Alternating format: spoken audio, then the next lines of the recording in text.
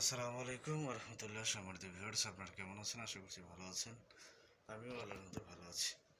তো কয়েকদিন পর আরেকটি ভিডিও নিয়ে আপনাদের মাঝে হাজির হয়ে গেলাম। এই ভিডিওতে আপনাদেরকে দেখাবো 3.2 ভোল্ট 20 এম্পিয়ার সিলিন্ডার সেলগুলো। আপনারা জানেন এই সিলিন্ডার সেলগুলো দিয়ে আমরা 160 এম্পিয়ার 12 ভোল্ট একটা প্যাক তৈরি করেছি। অর্থাৎ এই প্যাকটা হচ্ছে টোটালি 12 ভোল্ট 160 এম্পিয়ার। এখানে কিন্তু আমরা ব্যাটারি ইউজ করেছি কয়টা দেখুন। এক এক এই যে উপরটা 1 2 3 4 5 6 7 8, এখানে 8টা করে দেওয়া আছে, অর্থাৎ 40টা 32 পিস দেওয়া আছে। তা আপনারা জানেন যদি 4টে আমরা 12 ভোল্ট করি তাহলে 12 ভোল্ট 20 এম্পিয়ার, 8টা হলে 40 এম্পিয়ার, 16টা হলে 40 80 এম্পিয়ার, আর যদি 32টা হয় তাহলে 80 160 এম্পিয়ার। তো এই ব্যাটারিটা হচ্ছে 160 এম্পিয়ার 12 ভোল্ট। আর আমরা যে কানেকশনগুলো করেছি সেগুলো আপনারা দেখেন। এখানে আমরা অরিজিনাল তামার তারগুলো দিয়ে কানেকশন করেছি।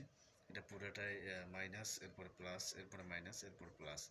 আমরা এখানে একটা কানেক্টর দিয়েছি, এখানে এই মাথায় দিয়েছি, এই মাথায় দিয়েছি, এই মাথায় দিয়েছি। দেখুন এখান থেকে আমরা এখানে নিয়েছি। এরপরে এই দিকের কানেকশনটা যদি আপনাদেরকে দেখাই, তো এটা আপনারা দেখুন আমরা কীভাবে কানেকশনটা করেছি।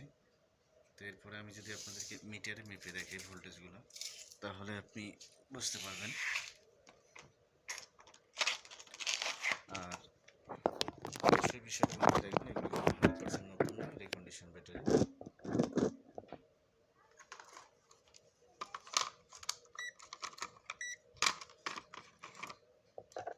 মিটার দেখতে পাচ্ছেন কিনা?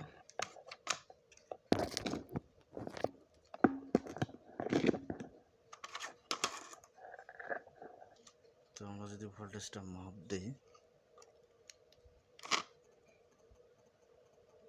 আমাদের 13.31 ভোল্ট শো করছে।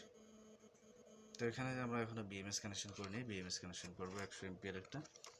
এরপরে আমরা এটা প্যাকিং করব। এটা আপনারা জানেন যে লিভেটের যে প্যাকগুলো আছে সেই প্যাকগুলোতে আমরা প্যাকিং করব। প্যাকিং করার পরে আমরা কিন্তু ডেলিভারি দেবো। তো এরকম যাদের 12 ভোল্ট 100 এম্পিয়ার 160 এম্পিয়ার ব্যাটারির প্রয়োজন, আপনারা আমাদের সাথে যোগাযোগ করবেন।